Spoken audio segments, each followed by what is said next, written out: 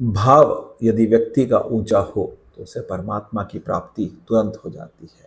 ऐसा ही हुआ एक संत के साथ। एक संत के पास से नारद जी गुजरे तो उन संत ने कहा कि प्रभु प्रणाम, आप बताएं आप कहाँ जा रहे हैं। तो उन्होंने कहा मैं भगवान नारायण के पास जा रहा हूँ।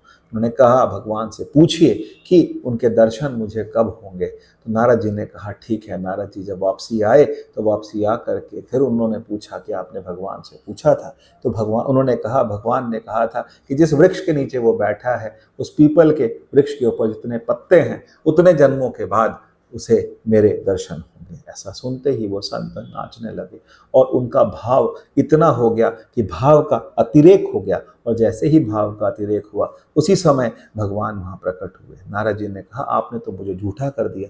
भगवान ने कहा मैंने झूठा नहीं किया, लेकिन उसका भाव इतना ऊंचा हो गया कि कई जन्मों के बाद जो मुझे उनसे मिलना था मैं आज ही उसको दर्शन देने के लिए